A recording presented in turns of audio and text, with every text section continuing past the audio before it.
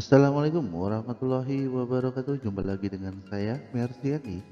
Hari ini kita akan membahas tentang materi ketiga untuk siswa kelas 11 SMK. Materi kali ini adalah tentang passive voice.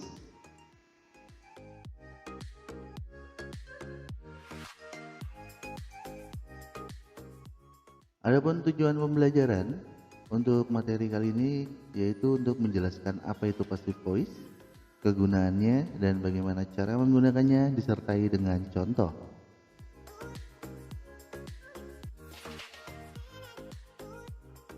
Untuk yang pertama, pengertian passive voice. Apa itu passive voice? Passive voice jika dalam bahasa Indonesia dikenal dengan nama kalimat pasif. Kalimat aktif dan kalimat pasif memiliki beberapa perbedaan yang sangat mendasar. Bila pada kalimat aktif, subjek kalimat atau orang yang melakukan pekerjaan, sedangkan dalam kalimat pasif, subjek bukanlah pelaku pekerjaan melainkan menjadi objek.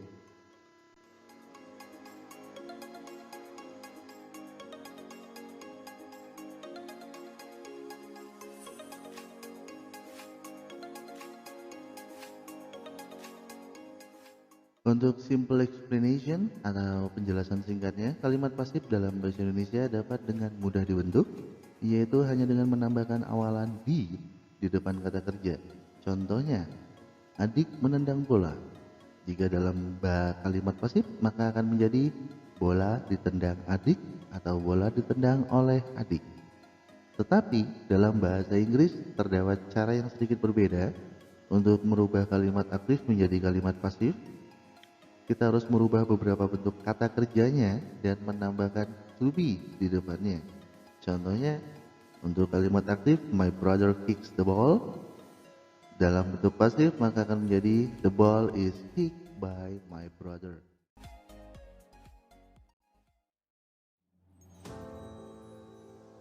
Untuk berikutnya, kapan kita menggunakan passive voice? Ada beberapa kondisi. Untuk yang pertama, passive voice digunakan jika kita hanya ingin fokus pada kejadian, bukan siapa yang melakukan. Contoh kalimat aktif, the man is kicking the ball now. Pasif, the ball is being kicked now, atau bisa menggunakan the ball is being kicked by the man now.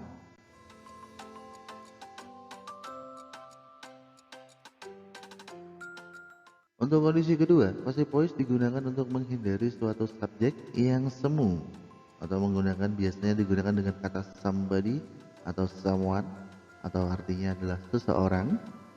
Untuk contoh kalimat aktif, someone hit the mirror last night. Seseorang telah memukul cermin atau kaca tadi malam. Jika berubah dalam bentuk kalimat pasif, maka menjadi the mirror was hit last night, atau bisa lebih jelas lagi, the mirror was hit by someone last night.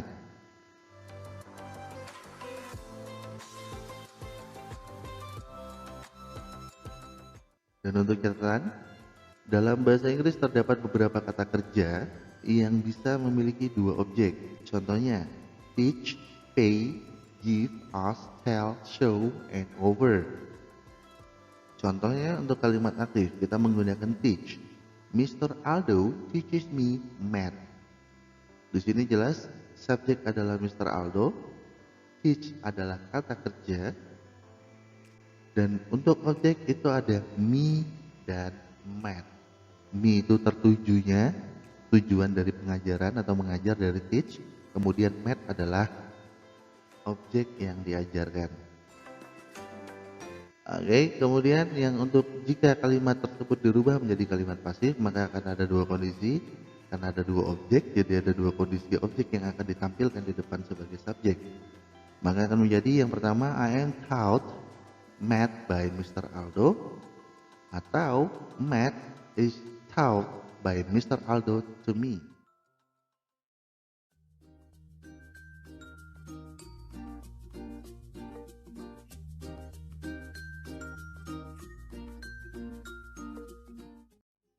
Lalu ada 4 pola passive voice. Yang pertama, present passive voice. kemudian yang kedua past passive voice, kemudian yang ketiga future passive voice, dan yang terakhir adalah modal auxiliary passive voice.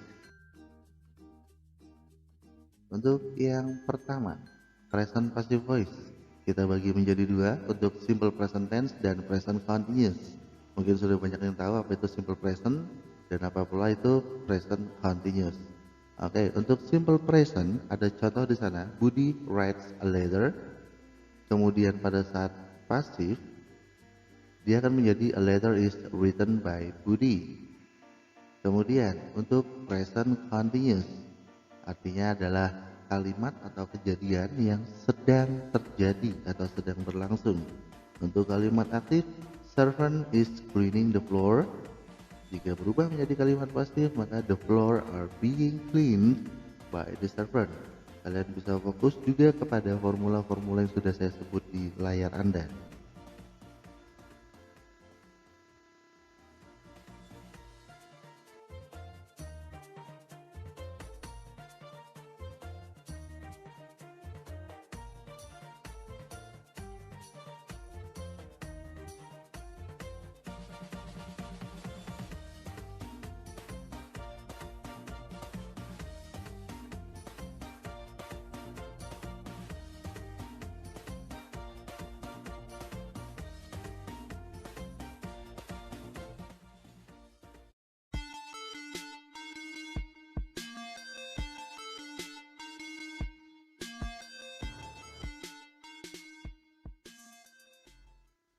Oke, kemudian kita akan masuk ke bagian past passive voice.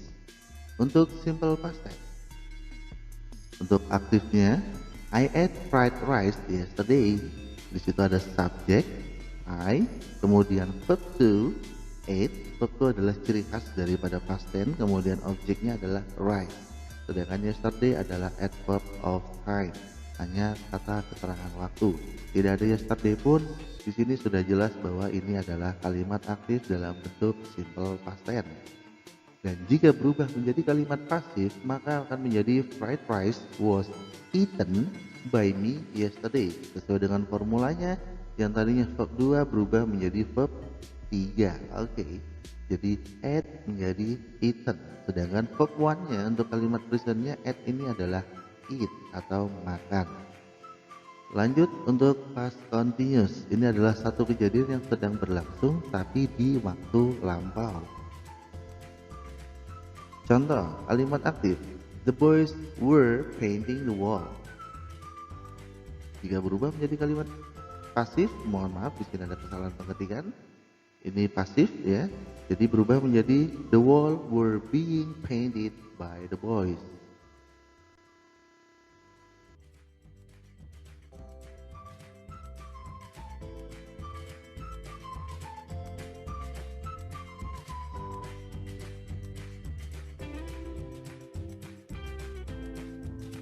Oke, kita ke berikutnya lagi. Di situ ada future passive voice untuk simple future tense. Ya. Contohnya untuk active voice-nya, active sentence-nya, Andi will wash the car. Andi akan mencuci mobil, karena ini adalah future, sesuatu yang akan terjadi atau baru akan terjadi. Kemudian untuk passive voice-nya, the car will be washed by Andy. Kemudian next kita ke future continuous. Ya, ini adalah pengandaian bahwa ada situasi yang akan sedang terjadi tapi di masa akan datang. Contoh, Andre will be collecting the paper. Andre will be collecting the paper. Jika berubah menjadi kalimat pasif, kembali ada kesalahan penulisan. Di sini adalah pasif, maka akan menjadi the paper will be being collected. Oke, the last adalah modal auxiliary passive voice. Sudah tahu modals, yaitu ada can, bentuk pasnya ada could, may, bentuk pasnya ada might, will, bentuk pasnya ada would, shall, bentuk pasnya ada should, must, and ought to. Jadi can artinya dapat atau bisa, may artinya mungkin, will dan shall sama-sama memiliki arti akan, kemudian must atau ought to juga berarti harus.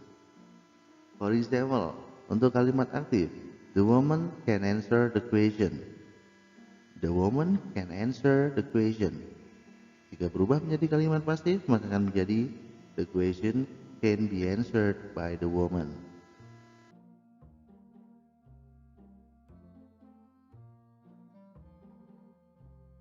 Jika ada pertanyaan atau kurang mengerti untuk pembahasan ini, silakan komen di kolom komentar di bawah. Dan jangan lupa dilihat deskripsi video, saya akan sudah menampilkan ada link untuk Google Form untuk pengerjaan soalnya. Jadi untuk khusus siswa-siswi kelas 11 semua kompetensi, yang mana video ini saya tujukan untuk siswa-siswi saya di SMK Pesisir Samboja, khususnya di kelas 11 atau tingkat 2. Silakan kalian memahami materi yang sudah saya sampaikan, kemudian kalian perhatikan link yang ada di deskripsi, silakan masuk ke link tersebut dan silakan mengerjakan soal yang sudah saya berikan atau sudah saya